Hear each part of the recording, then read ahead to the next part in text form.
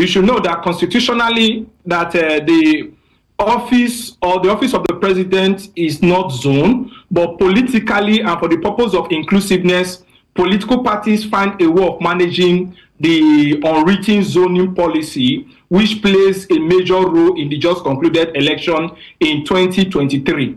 Then if you look at it from the other perspective, the Arewa Consultative Forum should be abreast with the fact that by virtue of section 134 of the 1999 Constitution, whoever becomes the president of Nigeria requires at least two-thirds, a simple majority of two-thirds percent, that's a two-thirds numbers of states out of the 36 states, and not make up 19. So if you look at it, if you calculate it carefully, they need about 7 states to come to that to the conclusion of who can become the president from the north. And so the South also requires a specific number of support from the northern state to become the president of Nigeria. So, but what the Arewa Consultative Forum is doing right now is not too ideal, because they are overheating the policy.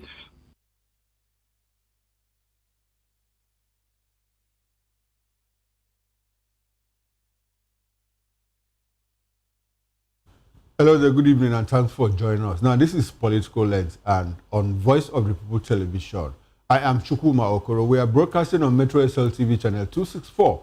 On YouTube, we are Voice of the People Television, and on other social media platforms, we are at VOP TV Live. Well, join the conversation by calling in or sending WhatsApp messages to the number showing on your screen.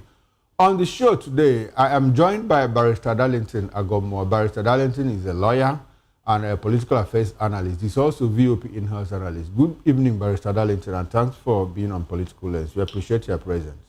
Good evening, Mr. Kura. How are you today? Very well, sir. Thank you. Yeah. Now, on the show today, more troubles for ADC, as Arewa says it has not endorsed any political party. Plus, Peter Obi lambasts Tinubu. APC reject pay increase for office holders amid rising poverty. Now, the leadership of the Arewa Consultative Forum, ACF, has said that the group is not in alignment with any political party or politician across Nigeria. The chairman of the forum, Maman Osuman, while speaking at the 78th National Executive Committee, NEC, of the ACF in Kaduna on Thursday, that's today, made this disclosure.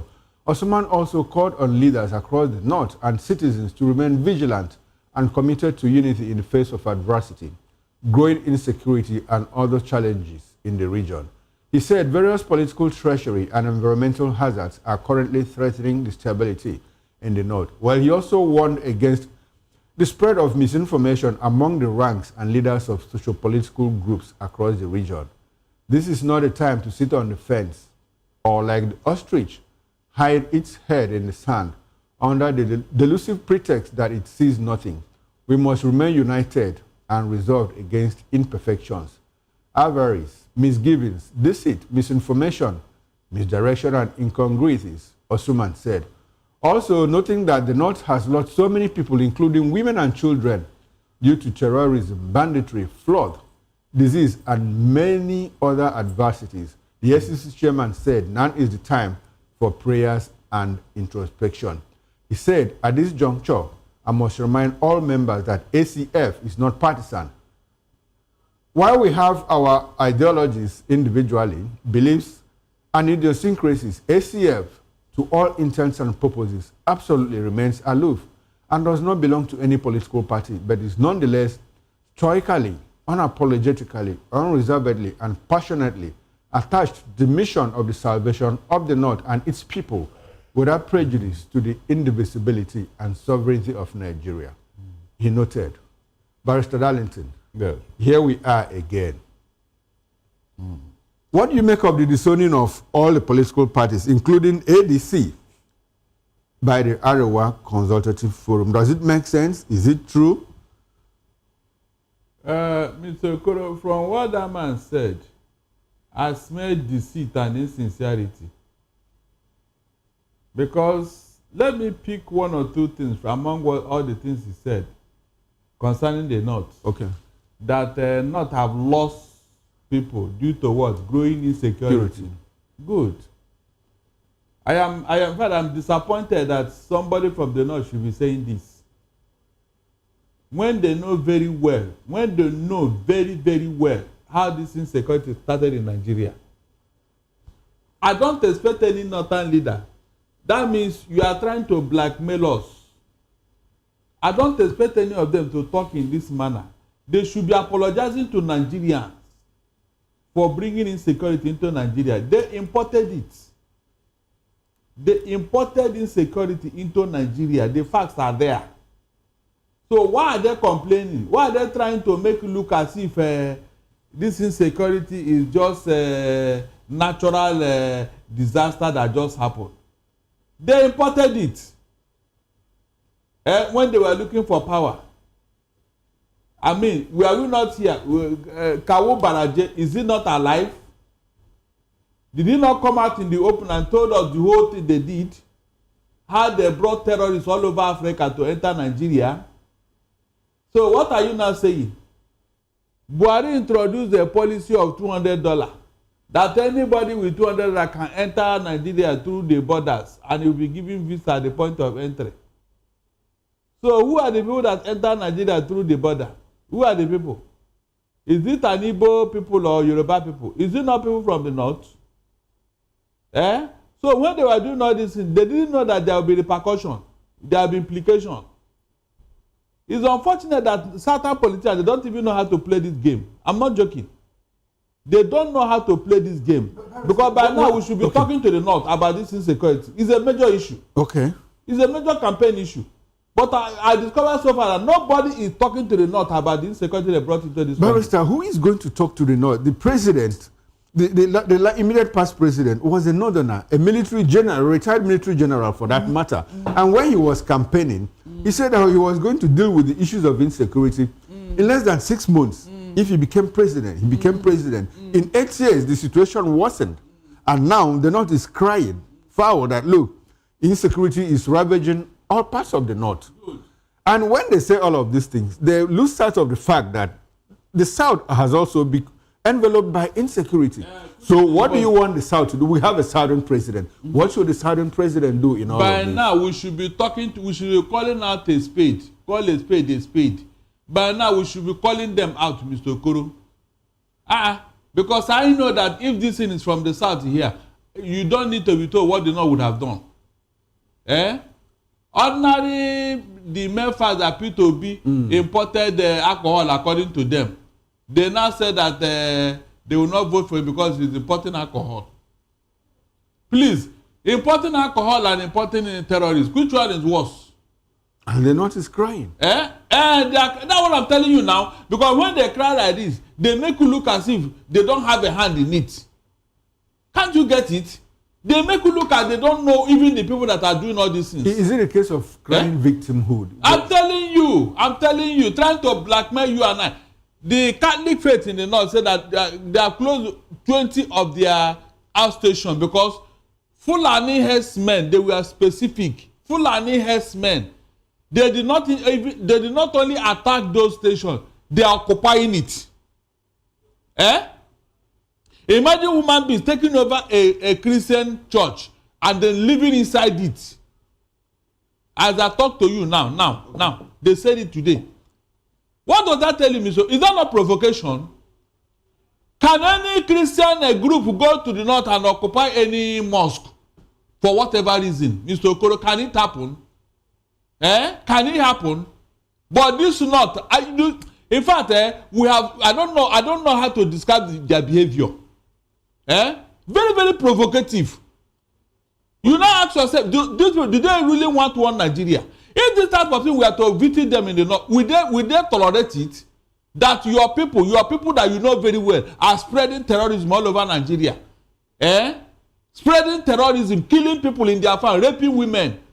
And all of you just kept quiet. What you are looking for is power. Who you will vote and who you will not vote. Talking about power, let's go back to the issue of politics. The SCF chairman, Osuman, said that SCF is non-partisan but unreservedly and unapologetically attached to the mission of the salvation of the North. Isn't that some form of contradiction? Very, very contradictory. How true is that statement? Because we have seen the ACF adopt very political partisan positions in the past. They don't talk anyhow as if they are talking to children. Is it a decoy? Eh? Is it for people to... They can no longer deceive people like me. Mr. Okoro, tell that man he should keep his statement to himself. We are tired of their deceit. They are not sincere. They are not sincere. Eh? How can you tell me that you are not taking a position? Are you serious? Whom are you deceiving? Arewa Consultative Forum. That is the engine room of northern politicians. That is where they speak from. And you are telling me you are not political. Eh? You are not political. Are you telling me this or somebody else? You are heavily politicized. Arewa Consultative Forum. You are, in fact, you are a political group in the north. Don't stop deceiving yourself. This insecurity, have you sat up to address it? Have you sat up one day and called this Fulani herdsmen to order to stop disturbing people in their farm so that food can be as used to be under PDP? This ACF, when have they organized a security summit in the north to call their mad dog to order? Because they created this mad dog. They created it. They cannot deny it. So why are they now making it look as if they don't have a hand in it and all that? No, tell me. Okay, all right, Barrister, let's look at it this way. You know that I'm happy that you said that the ACF is the engine room of politics for the northern Nigeria. Exactly. Now the ADC, African Democratic Congress, also has been described by some people as more like a party of the north. You recall that when PDP came out, initially it was tagged more like a party of the north of the south until it started gaining national outlook and all of that. ANPP was specifically tagged a northern party. Like we had MPC, NCNC, and AG in the First Republic. Now, a lot of people have described the ADC as a party of the north.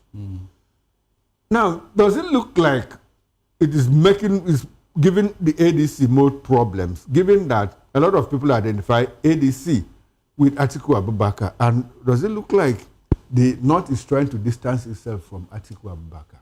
Initially, you know that APC, because of Buhari, was traditionally assumed to be a northern political party, even though Tinubu and some people from the south here had a hand in creating it and all that.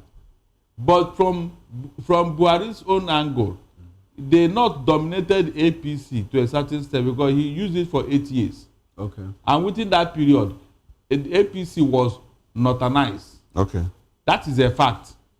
Now, ADEC, Atiku brought it about because he wanted to use it as a platform. When PDP was becoming too hot for him, no thanks to Wike, he had to excuse himself and form this coalition called ADC. And so, from that angle, yes, if he says a northern whatever, it's possible because all the arrowhead are mostly northerners.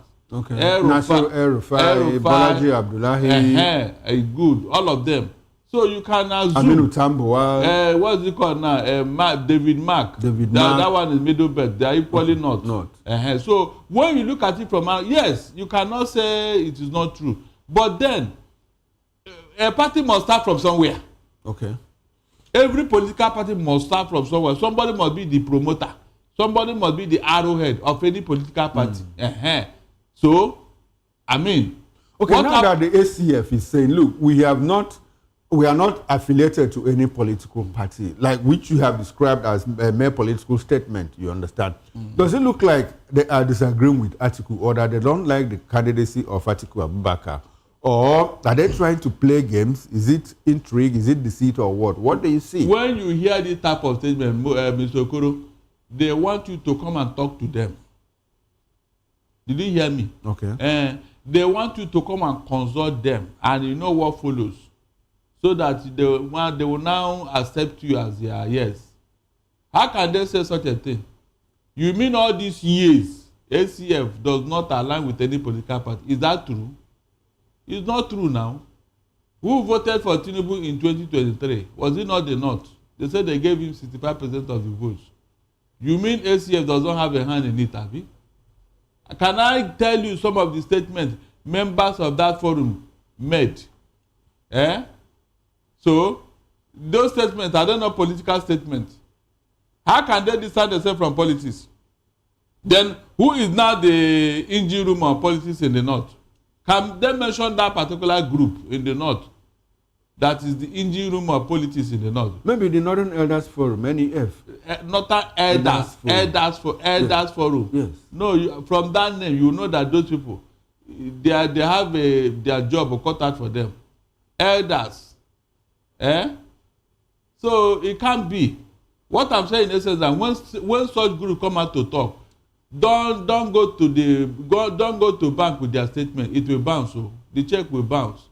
It's a political statement. They want someone to come and talk to them, so that they can now, do.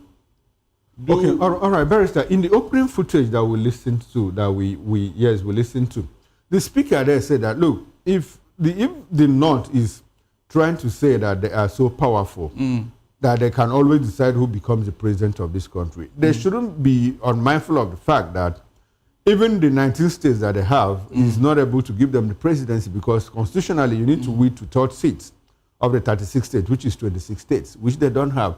So they need to also reach out to other parts of the country. Now, why is it that the North is always behaving as if, look, if we don't want you to become president, you will never be president? What can the South do? You have always been saying, look, the South needs to do something. The South is not doing enough. What should the South do? What can they do to ensure that they balance the equation? Look, we need a political group in the South that will counter the North in whatever they are doing.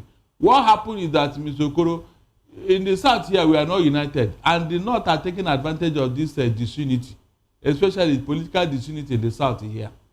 That is the only thing, leverage they have over us. If not, if the South should come together like the North, they won't go anywhere. They will not go in. Even this so-called population is not there. It's not there. They're just using it as a blackmail. It's not there. Because I don't see how a desert region will be more populated than a savanna or tropical region. It's not possible. It has never been anywhere in the world. So why are we not interrogating that particular deceit that the North are using over the years? Why are we not interrogating it? By the way, who told them that everybody in the North will fall in line? Remember, we have Christians in the North. You cannot impose yourself on them. That's a fact. So the old order, the North to still believe that the old order is still there. It's not but there. Are you sure it's no longer there? Look at what happened in 2023. Now, let me tell you. Okay. If the old order is there, the same North cannot be killing people in Benue and Plateau and still claim that they are one. Yeah, but people are being killed in Borno State as well. Good. And in Katsina, look at what happened in Katsina. Where is it at the mosque? Where is it more? You see this thing that once in a while they will go and strike a mosque. My brother, it is a decoy. Are you getting what I'm saying? It's a decoy. So that when you want to complain, they say, after all, they hit the North the other day, they hit the mosque the other day now. What is the frequency? How many times have they hit Benue and Plateau? If they hit Benue and Plateau 10 times and then just hit one particular Muslim-dominated state once, does it add up? It doesn't add up now. So all those things is just to make up, so that when you want to talk, they say, after all, they struck a mosque in Katsina the other day, and 20 people died. Okay. Let us compare numbers. Let's go back to the issue of Atiku and the Northern presidency. Now, is it possible that the North could disagree with Atiku? Because look at what happened. You know, when in 2015, when Atiku left the PDP, he left with a mass of people from the PDP, governors, members of the House of Representatives, senators, that were loyal to him, lined up and left with him. Barrister, 3 weeks, 1 month ago, Atiku left the PDP. Even the state governor didn't go with him. So what does that tell you about the relevance of Atiku in northern Nigeria? Is it still that relevant? That will tell that the so-called northern unit is no longer there. That's the truth. It's no longer there. No thanks to Tinubu. He's using money. You don't know how much that is going behind closed doors. Something is being used to induce these governors. I'm not joking. Because I don't see what else anybody will be running to Tinubu for, if not to get the largesse that is coming from him. Nothing else. But Barrister, in the north, nobody is running. None of the governors has joined the APC. So, because, in fact, at a point, the north was saying, look, in fact, at a point, the north was trooping en masse to the ADC and not to the APC. So, how do you relate that with the fact that the president is using money to induce people? Those who, everybody has a price. Okay. Everybody have a price. How about the governors? That's what I'm telling you. Okay, the governors in the south that moved to the APC, they were bought? They have cases on their neck. In Sokoro, okay. They have EFCC, in fact, on their heels. So they need to, they need to shove them away. And the only way to do that is to join APC. But okay, is that why? Do you think that is why they are going after Aminu Tambuwal? Of course, they want him to come over. Do you think he will likely join the APC? It depends on the pressure. Okay. Everybody. Exactly. So why is it that the pressure in the north is not working? The pressure is working only in the south. That is a big question. Because that's what they look at the north now. They always give them a soft landing. Somebody from the south here, they may detain them for months, but in the north they just arrest them. The following day, bail will be given, and you are home. But in the south, I want us to get something very clear. Does it look like the northerners are untouchables in this country? Because that's the impression you create here. Yeah, it has been. It has been, and that is because the people of the south here have, even when the southerner is in power, is in office as president. The south have sold out. If you check, all the levers of power are in the north. Before, but not now. A lot of people say before, not now. Up to tomorrow. If you go to Kaduna, 50 military establishments and their schools are there. Kaduna alone. You know, Kaduna used to be the headquarters of the north. So it has been there. 50 of them. Go and Google. You will see it there. 50 of them. All the military, paramilitary establishments, their schools, their training ground, everything in Kaduna. So what does that tell you? Look around the southern... Let's look at the people that man those schools. Are they all northerners? We also have southerners in those positions. 90% of them are northerners. And recall that the president, when he came in, one of the few things he did was to domesticate, was to decentralize the aviation schools. And he made sure that each of the regions in Nigeria, each of the 6 geopolitical zones, got an aviation training school. So does that look like... What is the aviation training school? But that was a good starting point. What is the aviation training school? What are they doing there? What will I do? But if you go through all the command positions, you'll be surprised that the northerners are not in all the command positions. I don't think so. Equally distributed by this president. I don't know. If you talk of westernization of political appointment, fine. Maybe people usually to protect himself. Okay. Is a given. So in the face of that, what is the impression that the north is still in power? No. Is this sustainable? After Tinubu's 8 years, the battle will change.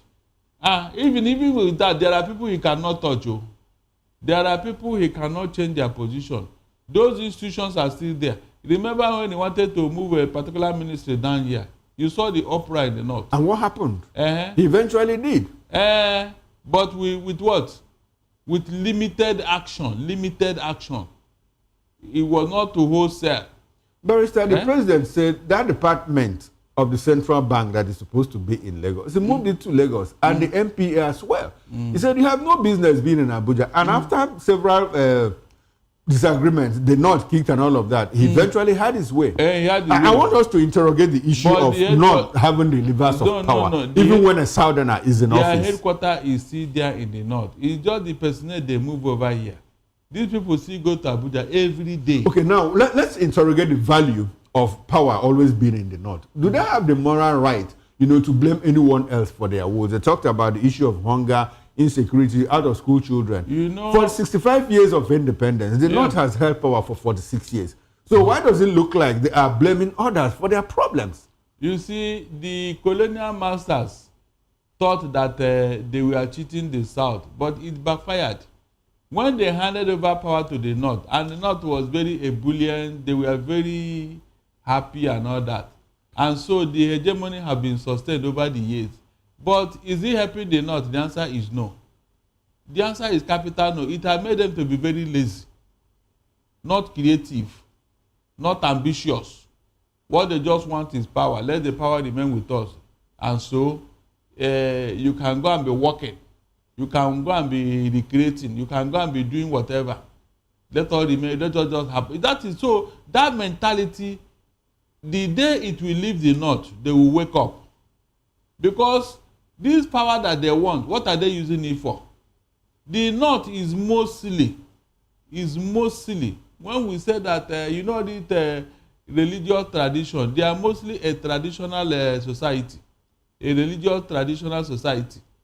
So all their actions are governed by this feudalism, and you know what that means. Buhari practice it to the letter. This is what is holding the North down. So leadership is not their forte. They are not good. They are not good because anybody who wants to practice the feudalism in a democracy will fail. That's why Buhari failed, nothing else. They just want to get power. Get it for what? It's not your tradition. It's not your forte. You don't know how to rule. You don't. They not just want to dominate. You sit down there, let others be working for them. That is what is in their mind. That is their makeup. That's their tradition. That's their character. The day they will throw away this toga, they will meet us. That's the truth. Okay, but Barrister, I want us to go back to the issue of the Southern unity that we talked about earlier. Why is it difficult for the South? I mean, we have three geopolitical zones in the South. Exactly. We have the Southeast, Igbo-dominated, Igbos, essentially. We have the South-South, multiplicity of ethnicities.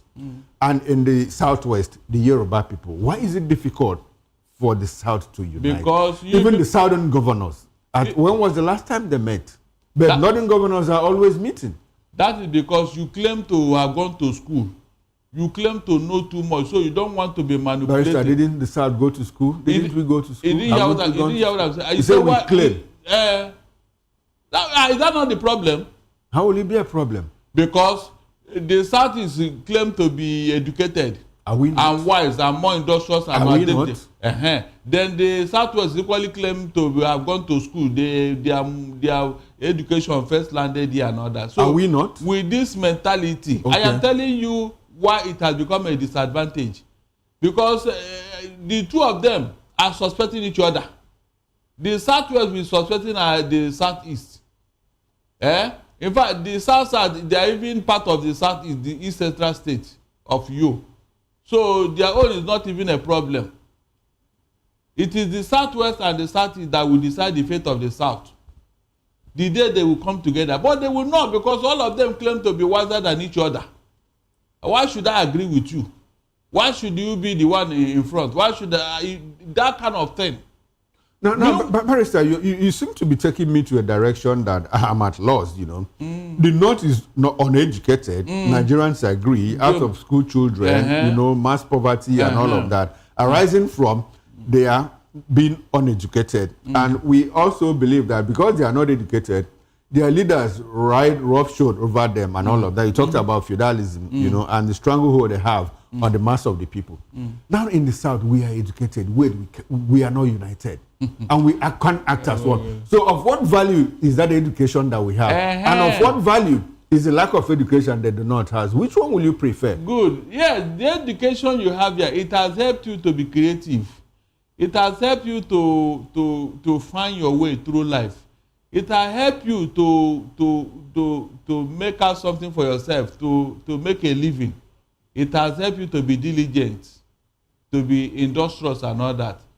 But politically, it is a disadvantage because your so-called educational wisdom does not allow you to come together politically because you are suspecting yourselves. That's the truth. I just told you here, the man who is well read in the Southwest with why should somebody from the Southeast who is equally well read be my boss, or why should I agree with him? Remember that this tussle started with Zik and Awolowo. Zik and Awolowo, when they would have had independence in 1957, they had to wait for the North to, to catch up. To catch up. Imagine if the two of them had said, this is an opportunity, let's go. But they didn't agree. Zik went to the North, and that left Awolowo on his own, so he couldn't do anything. That was what happened. They couldn't agree. You see, the first mistake was made initially. Initially, when we would have sorted this thing out many years ago, during the Civil War, the Southwest was supposed to join us. Awolowo said that if Ojukwu should break away, he will equally organize his people to break away. But when he came down here to tell his people, they said, look, do we have the numbers to fight the military? We have two deadly cantonments enveloping the Southwest. One is Ojo cantonment, one is the one at Ibadan, and then Ikeja cantonment. This cantonment can overrun the Southwest in 24 hours. That was what they told Awolowo, that if you want to go to war, you should bring his children to be in the front. And that was it. That was it. You can see. Meanwhile, when they not want to, as long as it is their interest, they will galvanize everybody and go after it. We are not the one that fought the Biafra people, they're not. That's why they don't agree with us up to tomorrow. They see us as their enemy. But because the Southwest helped them, they are now friends. You can see.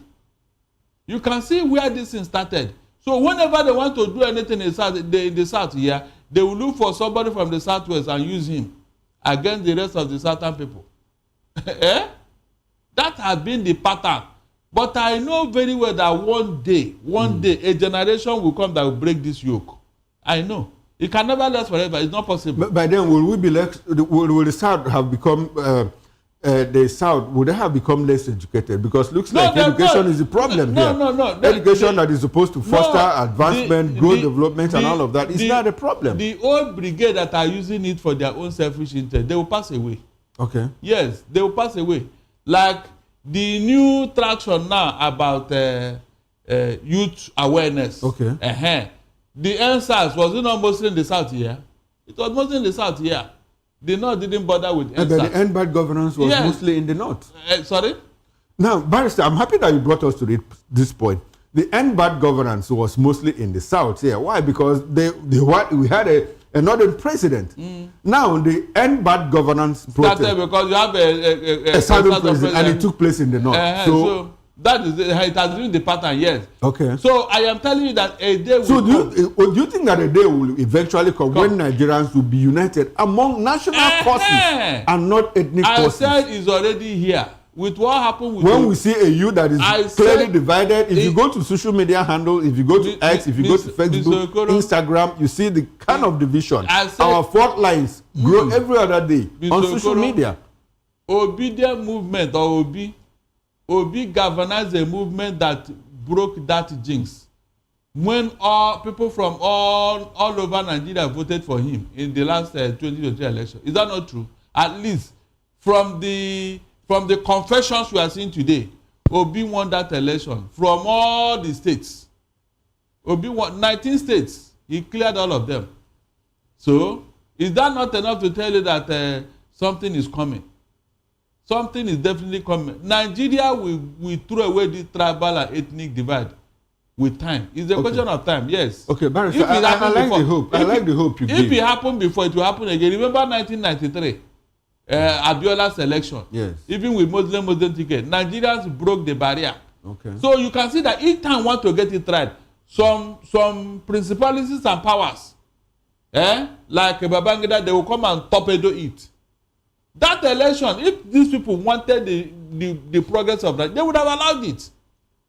But because of some selfish interest, which nobody explained to us up to today, they destroyed that national coalition.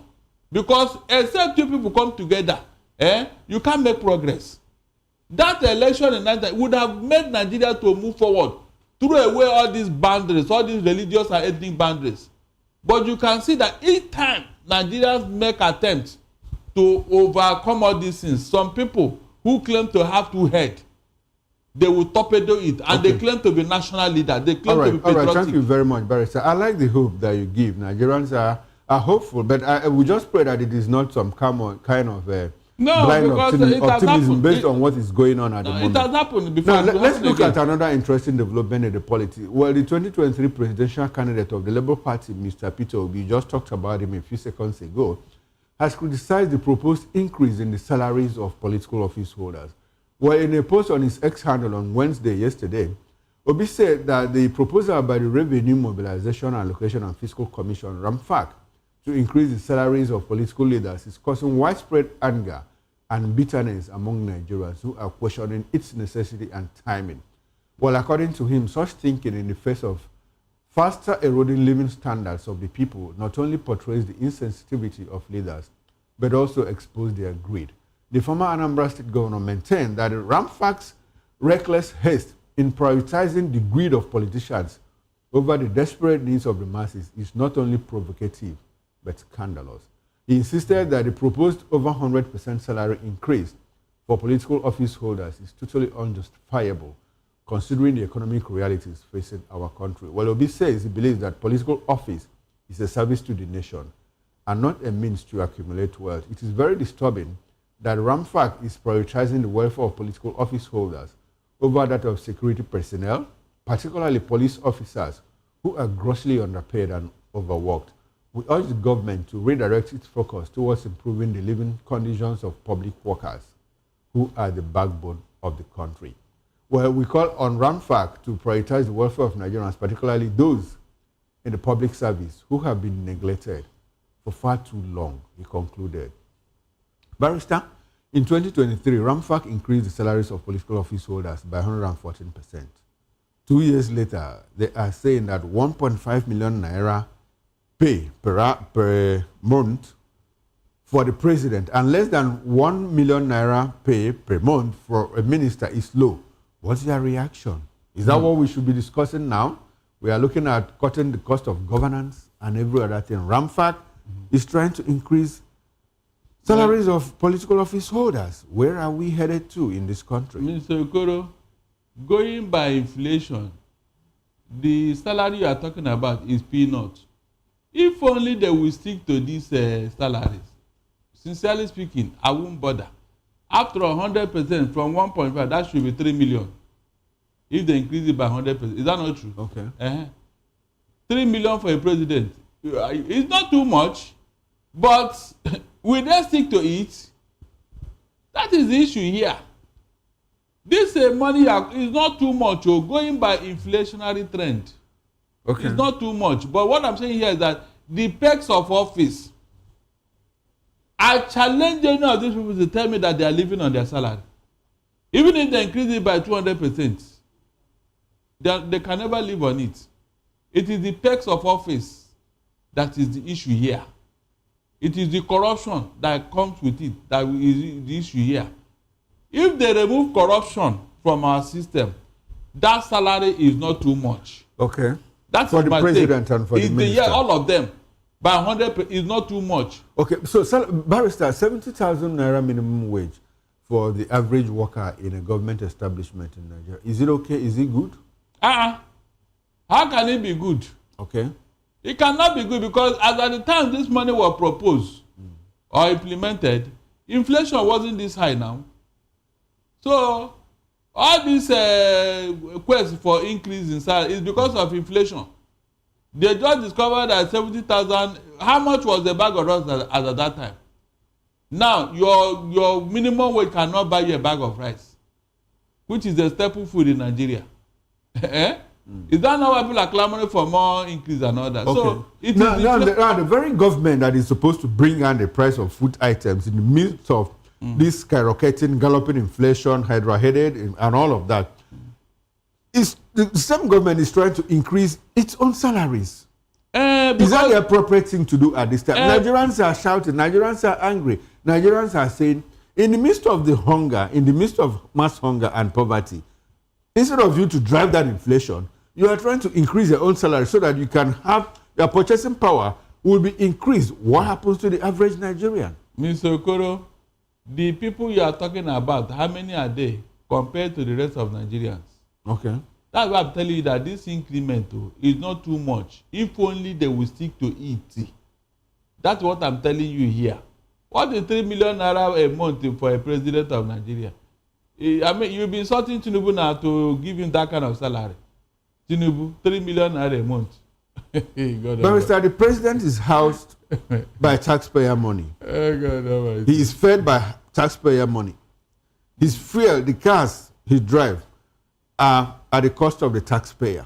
And you say that his medicals, everything about him, is by taxpayer, from taxpayer money. For a Tinubu, a taxpayer from taxpayer money.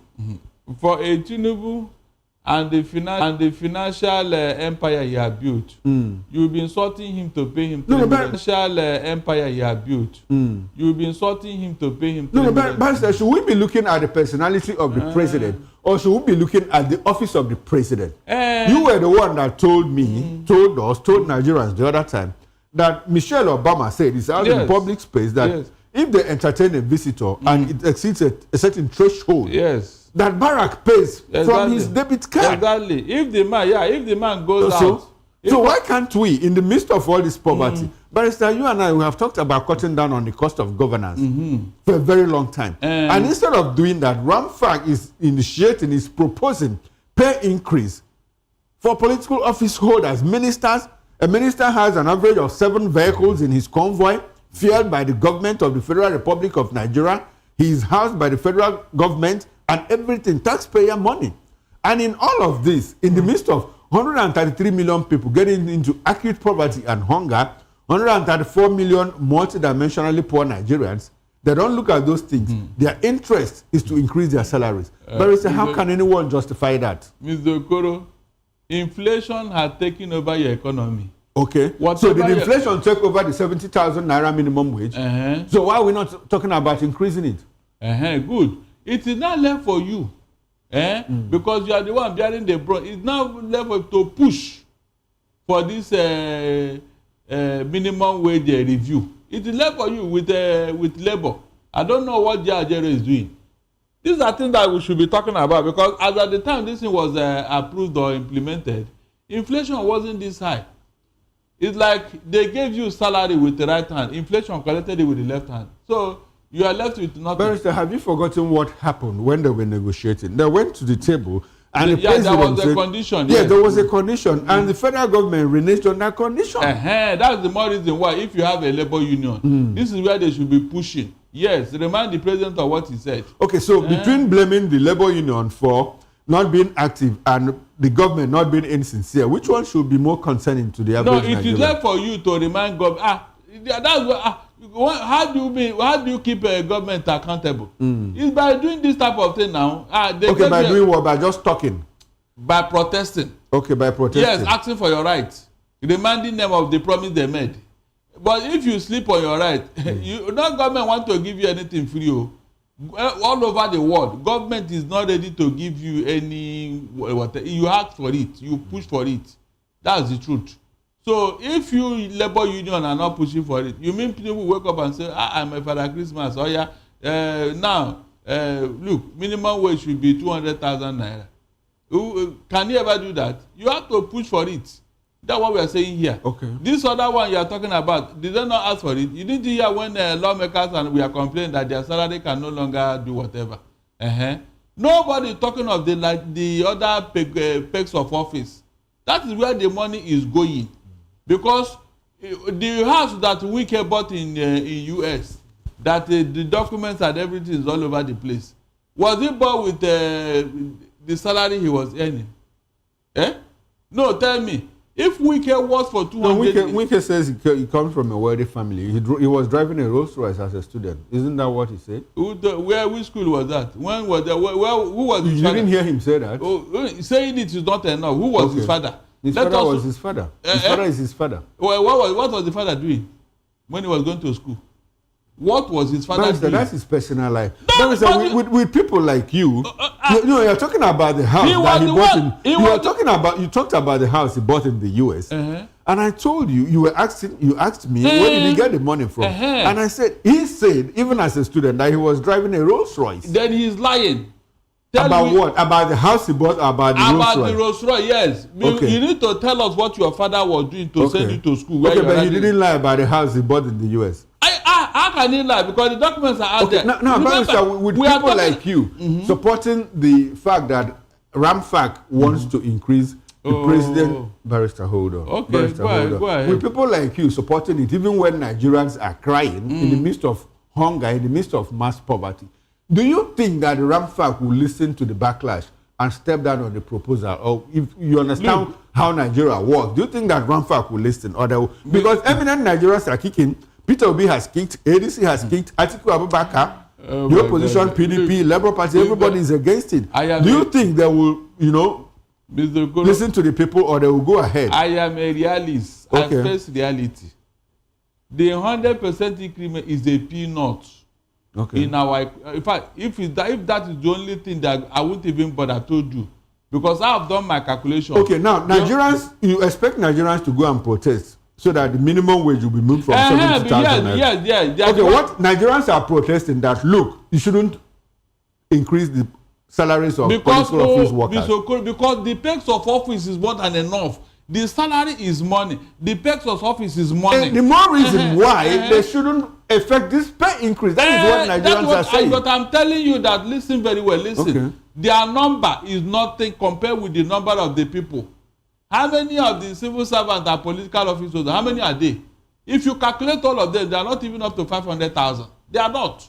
Nigeria is over 200 million. Barrister, do you know of Nigeria's budget? Do you know how much that the National Assembly takes? Good. That is the perk of office, not their salary. But should they be taking that when the average Nigerian is in hunger? Mr. Okoro, let us remove the perks of office that they add to themselves. These are the issue here. Don't you think that Ramfac should concentrate on that? Don't you think that Ramfac should concentrate on that? That is where the protest should go. All those unnecessary hardship allowance, sleeping allowance, snoring allowance, coughing allowance, listening allowance at the National Assembly, and even a non-contribution allowance. You are not contributing anything to debate. Even saying nay and yes have it is all allowances. If you say nay, your allowance have entered.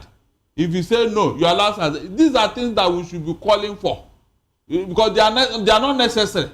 That's the truth. Okay. We should streamline the allowances that are reasonable, that can reflect on the economy as of today. All this other whatever, if they are done necessary, like newspaper allowance, how many of them do you know that there are some illiterates in that assembly? Are you aware?